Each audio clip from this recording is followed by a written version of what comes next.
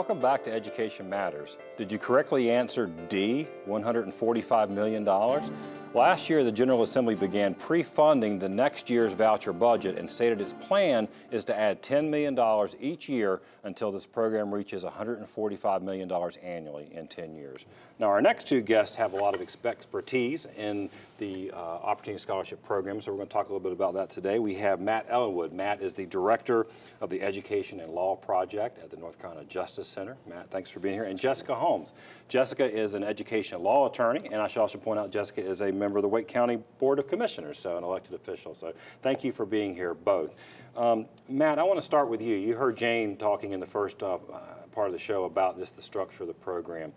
It started out we've seen some changes. So tell me a little bit about what has changed in terms of eligibility and oversight since just in the last couple of years. Yeah, we've seen some of the changes were built into the original legislation where Jane mentioned right now the eligibility in terms of income is 133% of the amount needed to qualify for free and reduced price lunch, so about $60,000 for a family of four.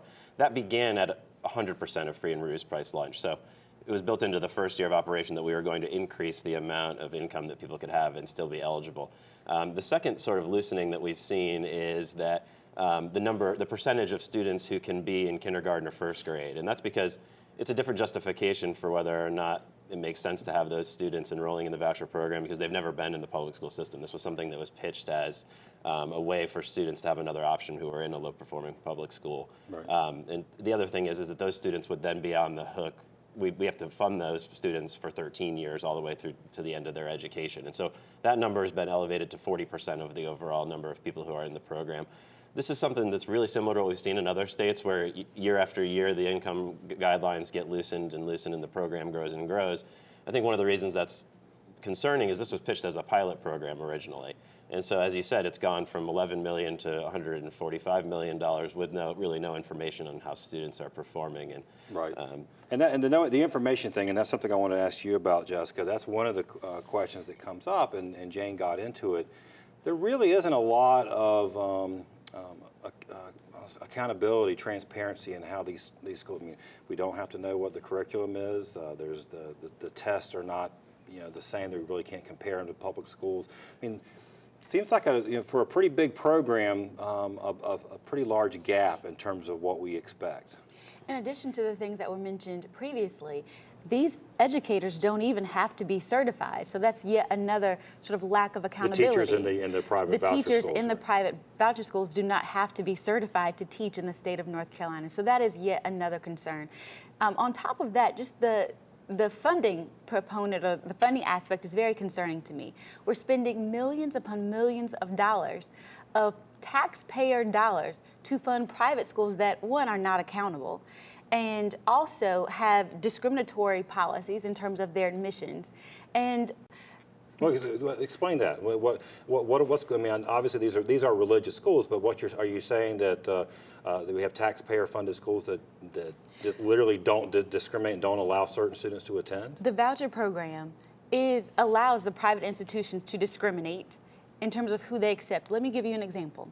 So many of the vouchers go to private institutions that are religious-based. So for example, there are essentially religious tests that determine whether or not a student is allowed to even attend that school. Not to mention the fact that a religious school, for example, could state very clearly that we will not allow students who identify as LGBT to attend their school. And so in essence, taxpayer dollars are funding private institutions that are allowed to pick and choose who they wish to serve. Right. I guess this is obviously something that would concern the Justice Center too, right, Matt? Of course, yeah. I mean, I think it's important to remember this is a public money. This is a public program. Right. I don't think anyone is suggesting that the religious schools don't have a role and parents have a right to send their kids to it. But I think one of the things we're trying to point out on the show today is for our viewers to understand this is your money. Right. This is a public program. Right. And I think that's part of my confusion over this is what we've seen is a real ramp up of accountability expectations in the public school system. That it's always more and more in terms of things like the A through F school grades. As you said, there's a ton being reported. So we're saying on the one hand, it's good for public schools to have higher and higher levels of accountability to the public. while we're creating this separate program that isn't accountable in any way. What do you think it means for public schools? I mean, how does this sort of, what is your long-term view of things like the Opportunity Scholarship Program for public schools, which still, 80, 90% of our students, that's where they go?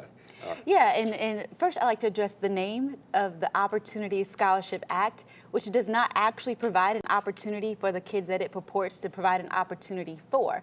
So let's, first address that reality. But when it comes to funding, we're in a state where our teachers are being paid towards the bottom of the national average. Our principals are being paid towards the bottom of the national average.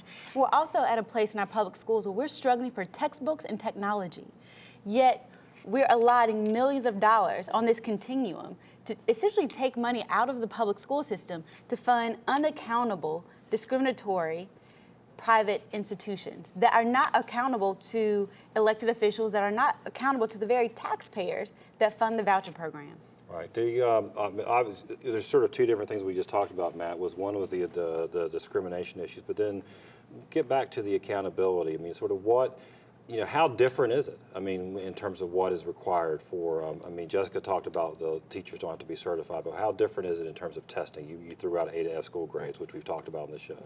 Right, well, I think as Jane mentioned, it's any nationally normed test that you can take in these private schools. That makes it very difficult to make a meaningful comparison with the public schools. That's what we want to know, is our students performing better, the same, or worse than their public school counterparts? And we have really no way of figuring that out because there's an infinite variety of tests nearly that you could take. So I think one thing that just is a sensible change to make to the program would be either to have these schools participate in the state assessments so we can make meaningful comparisons, or at least a smaller number of other assessments.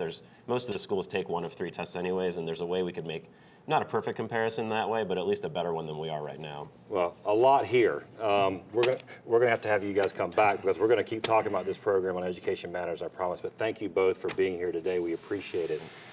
After the break, this week's Leadership Spotlight.